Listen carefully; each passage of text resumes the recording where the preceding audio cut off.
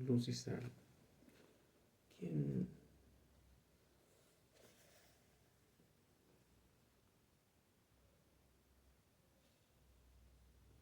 ¿Quién nos permite entrar al lugar santísimo sin morir? El Señor Jesucristo. En el Antiguo Testamento, el pueblo de Israel, después de salir de Egipto, no quiero decir fecha porque creo que fue un mes después, sube Moisés 40 días a estar con Dios, a hablar con Él, recibir las leyes, y los judíos hacen una fiesta, perdón, se impacientan, piden a un Dios porque Moisés no bajaba. Dicen, Moisés, quién sabe qué pasó, así que haznos un Dios para adorarlo. Y Aarón le hace un Dios a ellos. Quiero ser breve, quiero intentar ser breve. Y Aarón, después de hacer el becerro de oro, lo adoran. Moisés lo destruye y después le dice: Moisés, ¿quiénes están conmigo? ¿Quiénes están con Jehová y conmigo? Y viene todo el pueblo de Leví y le dice: ahora mata a tu hermano, a tu pariente y a quien veas que haya estado en la fiesta, en la orgía con el becerro de oro. Y en ese momento Dios decide tomar al pueblo de Leví como sus sacerdotes. Ellos iban a cargar el pecado de Israel, iban a servir en el tabernáculo y eran los únicos que tenían permitido tomar el arca del pacto, la tienda, montarla y desmontarla y demás. Y el tabernáculo, la caja donde estaban la vara de Aarón, las tablas de piedra y el maná, nadie la podía tomar con las manos, ni los sacerdotes, que eran los cuatitas. Tenían que meter unas varas de madera y con unos arillos que tenía la misma caja podían tomarla, si no, podían morir. El único que podía entrar al lugar santísimo sin sufrir daño era Moisés. Después, cuando tenía que entrar Aarón o los otros sumos sacerdotes que quedaron después de él, Elías y demás, si entraban y no estaba permitido o no era un día, porque solo se entraba una vez al año, podían morir.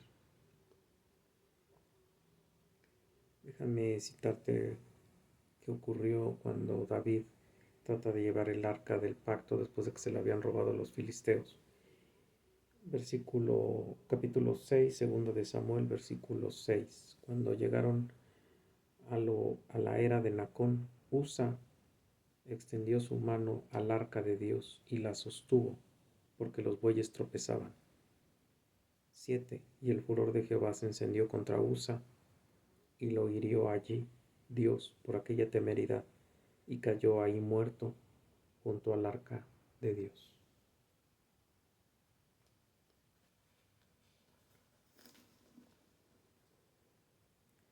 Tú vas a decirme,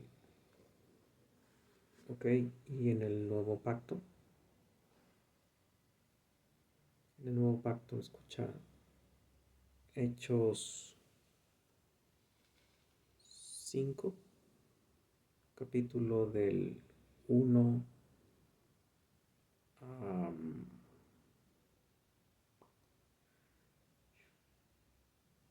al 11. Hechos 5, versículo 1 al 11. Pero cierto hombre llamado Ananías, con Zafira, su mujer, vendió una heredad y la sustrajo del precio, sabiendo también su mujer, y trayendo solo una parte la puso a los pies de los apóstoles. Y dijo Pedro, Ananías, ¿por qué llenó Satanás tu corazón para que mintieses al Espíritu Santo y sustrajeses del precio de la heredad? Reteniéndola no te quedaba a ti, y vendida no estaba en tu poder. ¿por qué pusiste esto en tu corazón? No has mentido a los hombres, sino a Dios. Al oír Ananías estas palabras, cayó y expiró. Y vino un gran temor sobre todos los que lo oyeron, y levantándose los jóvenes lo envolvieron y sacándolo lo sepultaron. Pasando un lapso como de 3 horas, sucedió que entró una mujer, no sabiendo lo que había ocurrido. Entró su mujer, perdón. Entonces Pedro le dijo, dime, ¿vendiste en tanto la heredad? Y ella dijo, sí, en tanto. Y Pedro le dijo, ¿por qué conveniste en tentar al Espíritu del Señor? He aquí, a la puerta de los pies de los que han sepultado a tu marido te sacarán a ti. Y al instante ella cayó a los pies de él y expiró. Y como entraron los jóvenes, la hallaron muerta, la sacaron y la sepultaron junto a su marido. Y vino gran temor sobre toda la iglesia y sobre todos los que oyeron estas cosas. Es un Dios santo, santo, santo, santo. Es un Dios con el que no se puede jugar. Si no te ha matado ahorita, vas a morir alguna vez. Es nuestra sentencia de todos. Todos vamos a morir. O vamos a estar en el cielo o en el infierno. Y el único que puede abrir el lugar santísimo es nuestro Señor Jesucristo. Él es el único sumo sacerdote que puede abrir el lugar santísimo.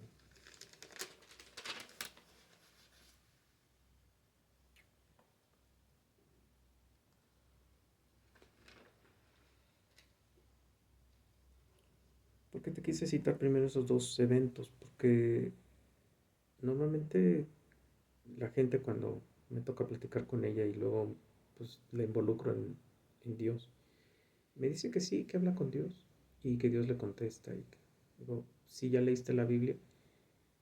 No, pero Dios me habla y Dios hablo con Él y Él me resuelve cosas. La pregunta es, bueno, ¿a qué Dios le estás hablando? ¿Y con qué Dios estás teniendo toda esa comunicación que según tú te resuelve tus problemas? Entonces, te voy a decir quién es el único que puede entrar a hablar al lugar santísimo, por lo cual tú y yo no morimos por entrar al lugar santísimo, que como te acabo de ejemplificar, sí, eh, sí le ocurrió a ellos. Permíteme citarte. Hebreos 9, que además es una carta. Yo, si tú te quieres enamorar de Dios, yo te recomiendo que leas Hebreos, más que Juan, porque en Hebreos te dice todas las garantías, todo lo que Jesús significa en nuestra vida cristiana, sin haber entendido nada del Evangelio y sin nada de esto. Permíteme citarte algunas partes de Hebreos 9,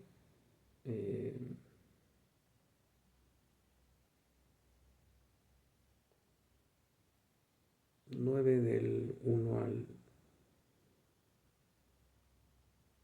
14, al 14. Ahora bien, aún el primer pacto tenía ordenanzas de culto y un santuario terrenal, el famoso tabernáculo del que te acabo de hablar y que le costó la vida a Usa. Porque el tabernáculo estaba dispuesto en la primera parte llamada el lugar santo. Estaba el candelabro, la mesa y los panes de la proposición. Tras el segundo velo estaba la parte del tabernáculo llamada el lugar santísimo, el cual tenía incienso de oro, un incensario de oro, el arca del pacto, cubierta de oro por todas partes, en la que estaba la urna de oro que contenía el maná, la vara de Aarón, que reverdeció, y las tablas del pacto, y sobre ella los querubines de gloria que cubrían el propiciatorio, y de las cuales no se puede hablar en detalle. Así dispuestas estas cosas en la primera parte del tabernáculo, entraban los sacerdotes continuamente para cumplir los oficios de culto, pero en la segunda parte solo el sumo sacerdote una vez al año, no sin sangre, la que ofrece por sí mismo y por los pecados de la ignorancia del pueblo, dando el Espíritu Santo a entender con esto que aún no se había manifestado el camino al lugar santísimo, entre tanto que la primera parte del tabernáculo estuviese en pie, lo cual es símbolo para el tiempo presente, según el cual se presentan ofrendas y sacrificios que no pueden hacer perfecto en cuanto a la conciencia, a la práctica de ese culto, ya que consiste solo en comidas, en bebidas y en diversas abluciones y ordenanzas acerca de la carne impuestas hasta el tiempo de la reforma de las cosas. Pero estando ya presente Cristo, es decir, Jesús, nuestro Señor y Salvador, sumo sacerdote, ya no es Aarón, ya no es Elías, ya es sumo sacerdote.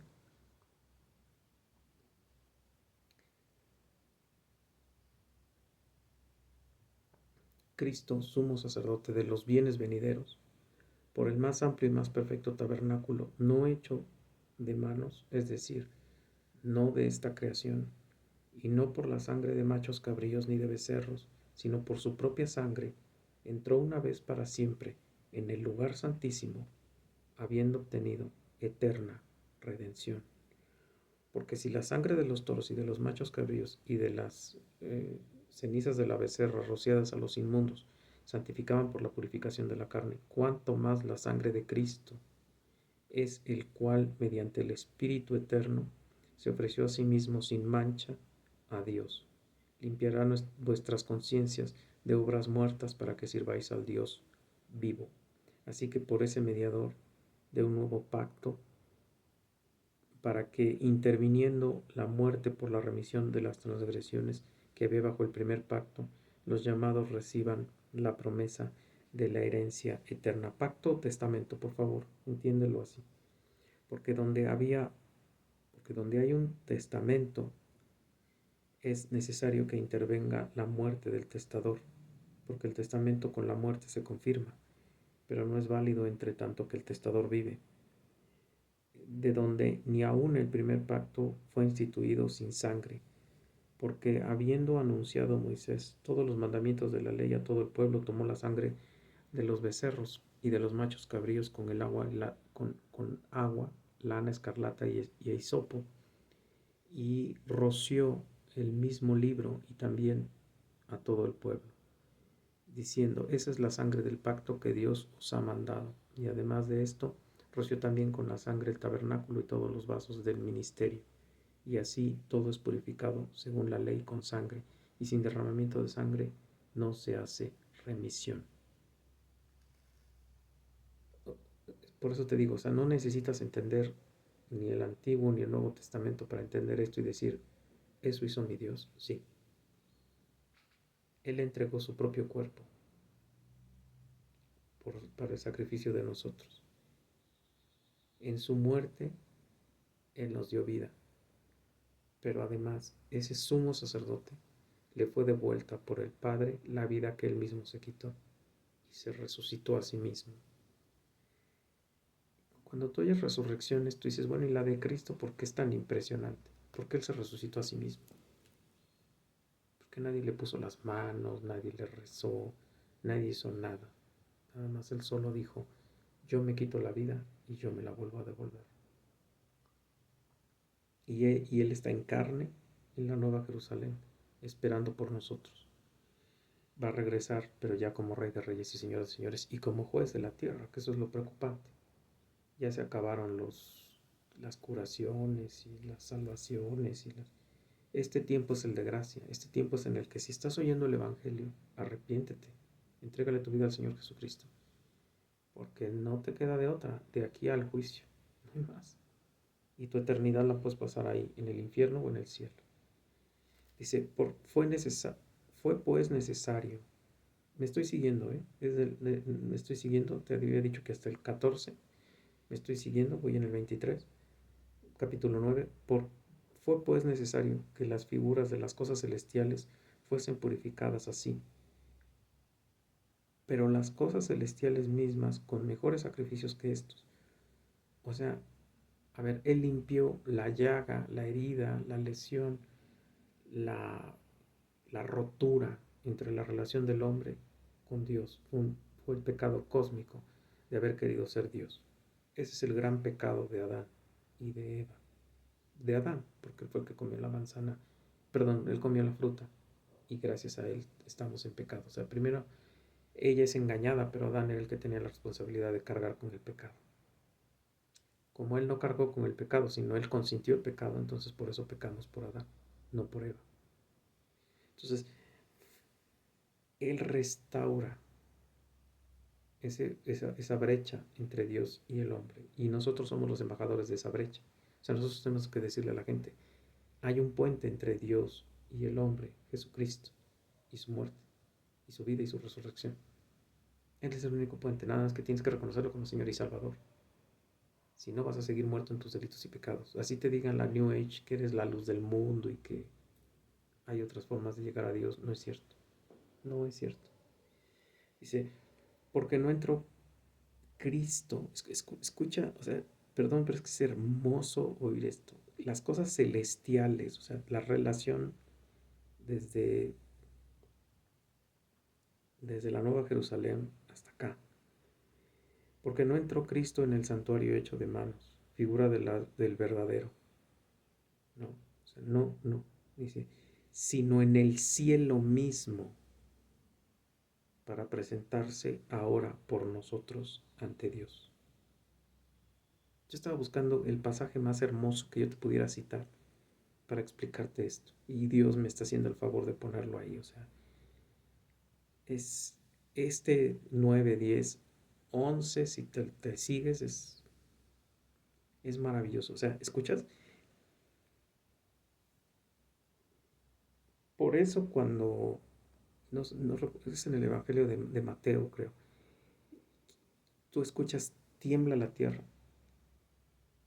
se abre el, el, el, el, el velo, que era una lona gruesísima, que separaba el lugar santísimo del lugar santo en el templo de Salomón.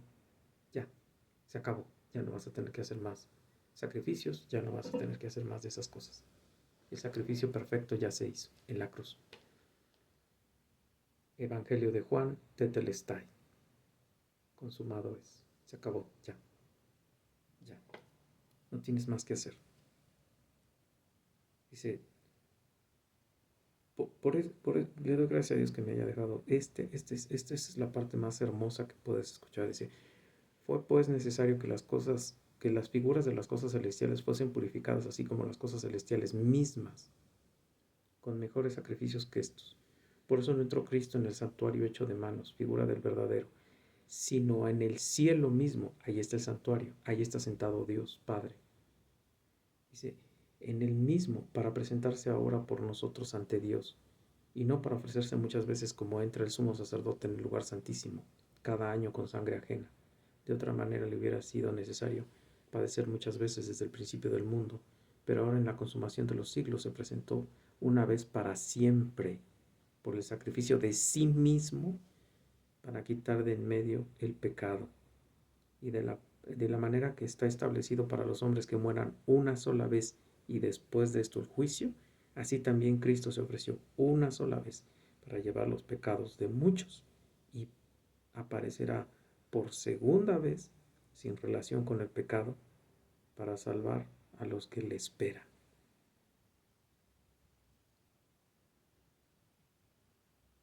No, o sea, yo insisto, no es hermoso. Y lo vuelve a reiterar porque vuelve a decir, la ley no sirve de nada. El sacrificio, o sea, la ley no sirve de nada para salvar. La ley sirve para mostrar tu pecado. Es santa, por lo tanto muestra tu pecado, mi pecado y nuestra insuficiencia para salvarnos por nosotros mismos.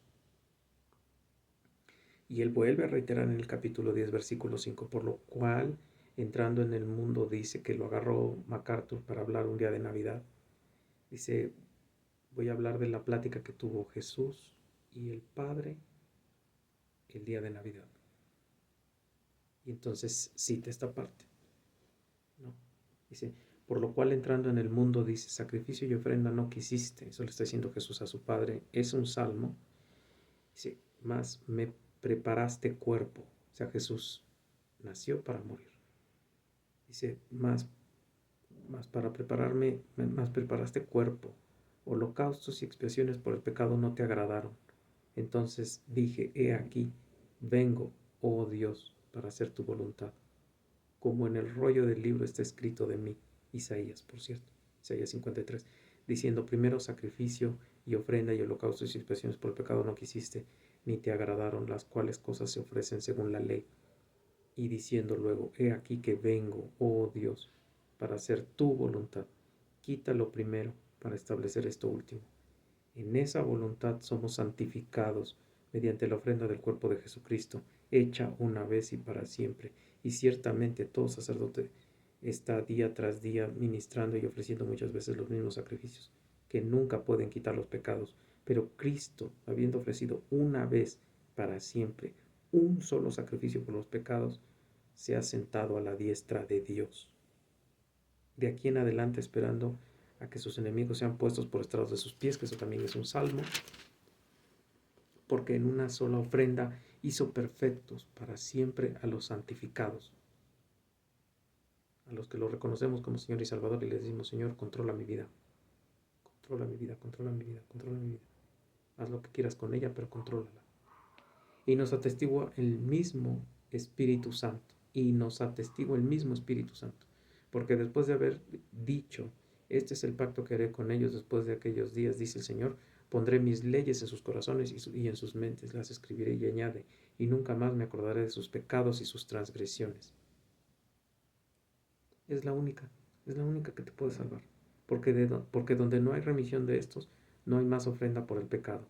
Así que, hermanos, teniendo libertad para entrar al lugar santísimo, o sea, tú y yo podemos entrar al lugar santísimo por la sangre de nuestro Señor Jesucristo, por el camino nuevo y vivo que Él nos abrió a través del velo, esto es, de su carne. Y teniendo un gran, teniendo un gran sacerdote sobre la casa de Dios, Jesucristo, acerquémonos con corazón sincero, en plena certidumbre de fe, purificando los corazones de mala conciencia y lavados los cuerpos con agua pura. Mantengamos firme sin fluctuar la profesión de nuestra esperanza, porque fiel es el que prometió. Y considerémonos unos a otros para estimularnos al amor y las buenas costumbres, esto es en la iglesia, no dejando de congregarnos como algunos tienen por costumbre, sino exhortándonos, y tanto más, ahora que veis que el día se acerca. Porque si pecáremos voluntariamente después de haber recibido el conocimiento de la verdad, ya no puede haber más sacrificio por los pecados, sino una horrenda expectación de juicio y de hervor del fuego que ha de devorar a los adversarios. Eso es lo que le esperan a los no creyentes, fuego eterno. El que viola la ley de Moisés por el testimonio de 2 o 3 testigos muere irremisiblemente. ¿Cuánto mayor castigo pensáis que merecerá el que pisoteare al Hijo de Dios y tuviere por inmunda la sangre del pacto, en la cual fue santificado, hiciere afrenta al Espíritu de gracia? Pues conocemos al que dijo, mía es la venganza, yo daré el pago, dice el Señor. Y otra vez, el Señor juzgará a su pueblo. Horrenda cosa es caer en manos del Dios vivo. O sea, los primeros que va a juzgar es a nosotros, a su iglesia. Y después se va sobre los que nos han estado fastidiando. Ojo, por eso siempre te dice, no te duermas enojado, no te duermas pensando en vengarte, no te desquites, no esto. Mía es la venganza, dice el Señor. Y cuando tú piensas en la eternidad, pagando lo que te hicieron en la tierra a los otros, dices, no me muere, yo no te toco, viejito, porque la que te espera, no tienes ni idea, la que te espera allá arriba, digo allá abajo, ¿no? Otra vez, aquí está, es escritural, ¿eh? O sea, cuando tú tengas que testificarle a alguien y le quieras meter miedo, aquí está. Por eso cuando el pastorcillo ese dijo en un último culto que se me ocurrió ir, hay que pisotear las promesas del Señor y sacarles el aceite y ungirnos. Perdón, pisotear, hollar, humillar las promesas de Dios que te tragaste. O sea, no, pero es que no lo dijo. No, perdóname. Pisotear, alguien que ha leído el Evangelio, que se supone que tomó un seminario y que ha de estar titulado como pastorcito, no friegues. Aquí lo dice, cuanto mayor castigo pensáis que merecerá el que pisoteare al Hijo de Dios y tuviere por inmunda la sangre del pacto en el cual fue santificado, y hiciere afrenta al Espíritu de gracia. O sea, peor el que lo sabe, peor el que dijo yo quiero ser cristiano y después que se dio cuenta que ser cristiano significaba renunciar a su mundo y no es en Cristo. Eso le pasó a Bella Luna o Luna Bella, nos conocemos la tipa esa. Ella dijo, no manches, me voy a quedar sin amigos. No, yo me quedo sin Cristo. Y renunció a la religión cristiana, ni siquiera era cristiana, ¿no? Entonces, horrenda cosa es caer en manos del Dios vivo.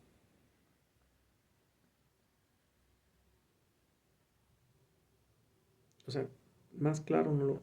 Yo de verdad no sabía que Dios me iba a poner este pasaje tan hermoso para citártelo en Hebreos. Es muy hermoso, es reiterativo, todos los pasajes te va diciendo la función de la ley, la función de los sacrificios, la función, y después te dice la forma gloriosa en la que el Señor Jesucristo es nuestro Señor y Salvador. Y Él es nuestro Señor y Salvador. Y nos dice entonces, no te preocupes por las pruebas, no te preocupes por esto, por aquello, porque tú tienes tu eternidad pagada. Escucha la salutación final del capítulo 13. Dice 20:21. Dice, y el Dios de paz, que resucitó de los muertos a nuestro Señor Jesucristo, el gran pastor de las ovejas, por la sangre del pacto eterno, os haga aptos para toda buena obra, para que hagáis su voluntad, haciendo Él en vosotros lo que es agradable delante de Él por Jesucristo, al cual sea la gloria por los siglos de los siglos. Amén. Y cierra con el 25, la gracia sea con todos vosotros. Amén. O sea, y de verdad, léelo, te enamoras cuando lees esto. O sea, tú dices, sí, ¿qué estoy haciendo quejándome? ¿Qué estoy haciendo poniéndome loco? ¿Qué estoy haciendo aceptando las babosadas de los hijos de Satanás? Hay que respetar al Señor y Salvador. Hay que respetarlo. Porque si no, pues ya viste, ¿no? O sea, yo creo que más claro no puede ser. Lo que pasa es que ahora ya no vemos esto. Hoy cualquiera dice que es cristiano, cualquiera dice que habla con Dios, y Dios en su infinita gracia y su gran misericordia no lo quema la boca, pero va a quemarlo algún día, ¿no? Como decía el rico a Lázaro, ve y avísale a mi familia que si hay infierno, para que no terminen aquí.